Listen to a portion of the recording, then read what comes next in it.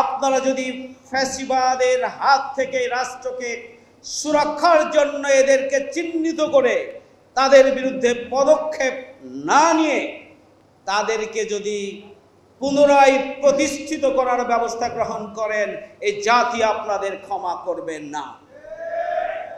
আপনারা পাঠ্যপুস্তক সংস্কারের জন্য যে কমিটি গঠন করেছেন, এখানে কাদেরকে দিয়েছেন? নাস্তিকদেরকে এখানে দেওয়া হয়েছে। এরা কাদের দোষ?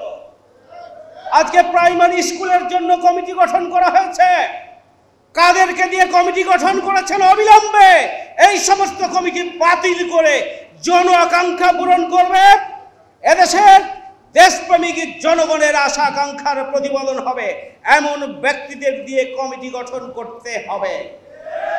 আপনারা কালচারাল অঙ্গনে কমিটি গঠন করেছেন, যারা নাস্তিক, যারা দেশের ধর্ম অনুভূতি বুঝে না,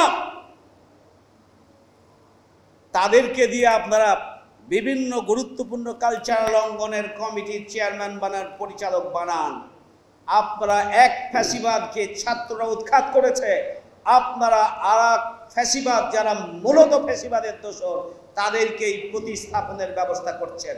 আল্লাহর ওয়াস্তে এখান থেকে বেরিয়ে আসেন, না হলে জনগণ আবারও রাজপথে নামবে।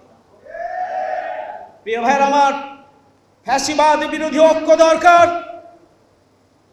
কিন্তু এটি আমাদের সামনে আনতে হবে। ফ্যাসিবাদ বিরোধী ঐক্যের জন্য আমাদের প্রতিবন্ধকতা কি? আমাদের বক্তব্যকে সংযত করতে হবে, আমাদের দৃষ্টিভঙ্গি পাল্টাতে হবে, আমাদের জন আকাঙ্ক্ষা বুঝতে হবে। আমাদের দুর্নীতিমুক্ত বাংলাদেশ গড়তে হলে দুর্নীতিমুক্ত হতে হবে, সন্ত্রাস মুক্ত বাংলাদেশ গড়তে হলে সন্ত্রাস মুক্ত হতে হবে। শুধুমাত্র বক্তব্য দিয়ে নতুন বাংলাদেশ বিনির্মাণ করা যাবে না। আগামী দিনের বাংলাদেশ যদি দুর্নীতিমুক্ত, বৈষম্য মুক্ত এবং সন্ত্রাস মুক্ত বাংলাদেশ গড়তে হয়, ফ্যাসিবাদ বিরোধী ঐক্য যথেষ্ট নয়। এটি পরিষ্কার করে বলতে চাই। অতীতে জাতীয় ঐক্য বিনষ্ট হয়েছে। স্বাধীনতা, সার্বভৌমত্বের অতন্ত্র প্রহরী যারা, তারা জীবন দিয়েছে, জাতীয় নেতৃবৃন্দ জীবন দিয়েছে, বাংলাদেশের সাধারণ জনগণ জীবন দিয়েছে, এবং এখানে যে ধরনের ইস্পাত কঠিন ঐক্য গঠন করা দরকার ছিল, সেটি সম্ভব হয় নাই। আগামী দিনে যদি ফ্যাসিবাদ বিরোধী ঐক্য করতে হয়, তাহলে সেই ধরনের মানসিকতার পরিবর্তন সাধন করে জন আকাঙ্ক্ষাকে ধারণ এবং লালন করেই একটি নতুন বাংলাদেশ বিনির্মাণের জন্য আমাদেরকে পদক্ষেপ গ্রহণ করতে হবে।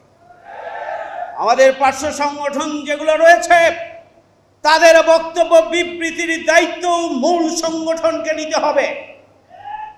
কারণ আমরা একদিকে ফ্যাসিবাদ বিরোধী ঐক্য চাইব, অন্যদিকে আমার একটি সাইড অর্গানাইজেশনকে দিয়ে একটি বক্তব্য দেওয়ার ব্যবস্থা করবে, এটি হতে পারে না।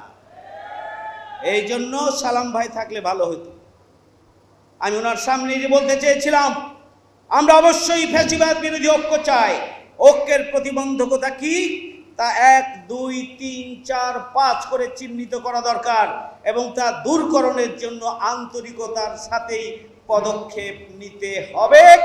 এদেশের জনগণ সচেতন, এদেশের জনগণ ফ্যাসিবাদী ঐক্য চায়, ফ্যাসিবাদ বিরোধী ঐক্য চায়, এবং সেই ঐক্য যে কোনো মূল্যেই ধরে রাখার জন্য বাংলাদেশ জামাত ইসলামী প্রস্তুত আছে। অতীতেও আমরা ত্যাগ এবং কোরবানি করেছি। আমাদের 11 জন নেতৃত্ব হারিয়েছে, 500 জন নেতাকর্মীকে আমরা জীবন দিতে হয়েছে, 20,000 মামলায় জর্জরিত লাখো লাখো জনগণ ঘর ছাড়া হয়েছে, বাড়ি ছাড়া হয়েছে, ব্যবসা ছাড়া হয়েছে।